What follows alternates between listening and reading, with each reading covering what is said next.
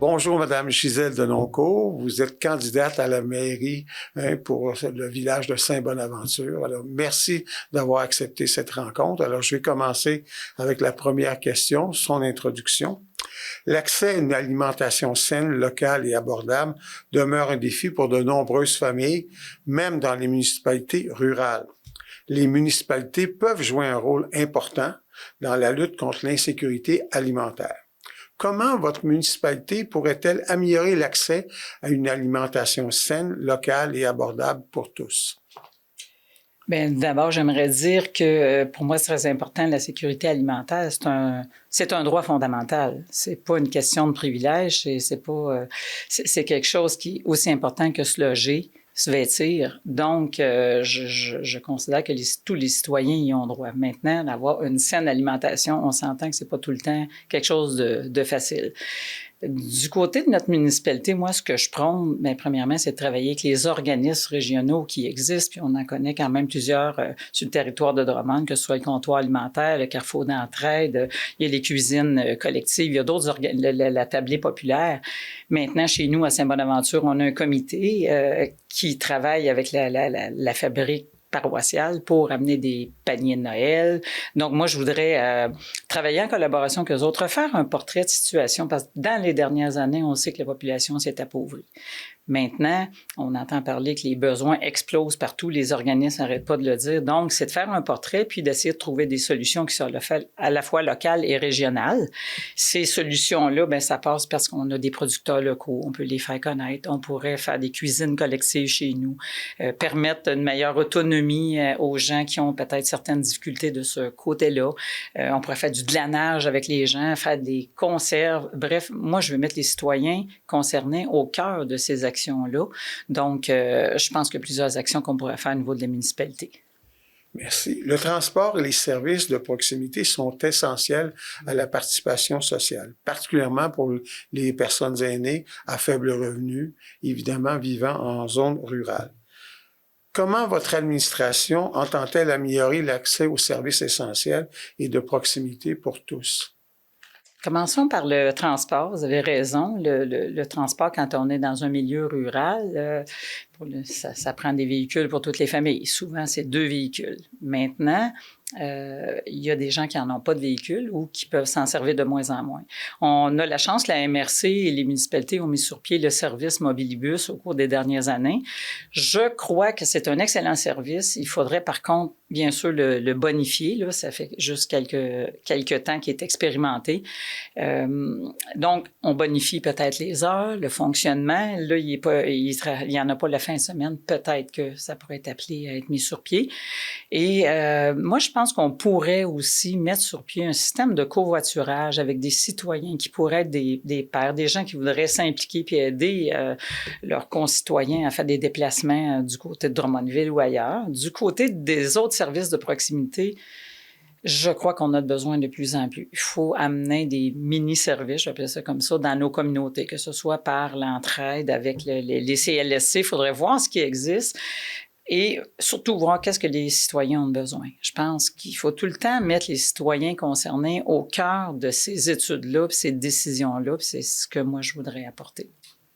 Les municipalités ont le pouvoir d'agir face à la crise climatique par leurs pratiques d'urbanisme, d'approvisionnement ou encore en gestion des matières résiduelles. Votre municipalité intègre-t-elle les principes de développement durable dans ses décisions, et si oui, comment le fait-elle? Bien, en fait, je crois que la municipalité de Saint-Bonaventure en intègre une partie dans ses politiques. Maintenant, j'aimerais aller plus loin à cet égard-là. Intégrer la notion de développement durable, ça va aussi loin que si on a un développement domiciliaire, on aimerait y réfléchir justement en pensant comment on peut développer ce petit quartier-là en tenant compte des changements climatiques. On a aussi la gestion, on a des grosses questions au niveau de l'eau potable chez nous, on n'a pas d'aqueduc. La question de l'eau, elle est primordiale. À ce moment-là, il faut aussi tenir compte de qu'est-ce qu'on épand dans nos champs. Quand on pense à développement durable, on va aussi loin que ça. Donc, la gestion de l'eau.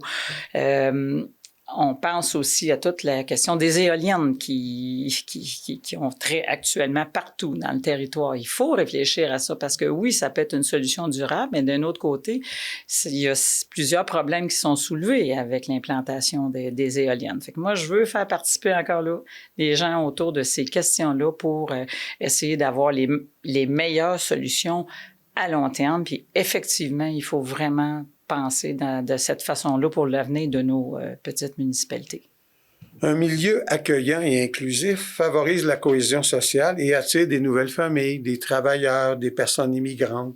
Le vivre ensemble est une richesse à cultiver.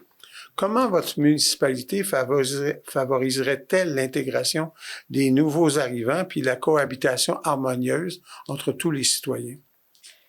En fait, cette question-là, elle m'interpelle beaucoup parce que depuis quelques mois, je travaille sur un projet d'accueil et d'intégration des nouveaux arrivants à Saint-Bonaventure.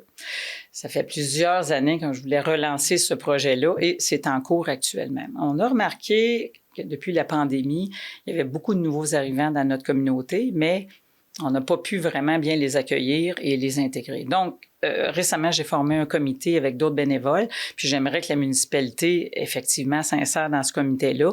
Qu'est-ce qu'on veut faire? C'est, premièrement, les connaître, les accueillir, leur faire découvrir le territoire, les impliquer dans les différents événements qu'il y a dans notre communauté, leur offrir une trousse d'accueil et pourquoi pas faire en sorte qu'ils s'impliquent encore plus vite dans les décisions municipales. S'ils sont intégrés, ça va vraiment faciliter leur accueil. On a aussi chez nous des travailleurs étrangers qui arrivent de l'extérieur, du Guatemala, du Mexique. Alors, on aimerait ça, les impliquer davantage dans la vie communautaire.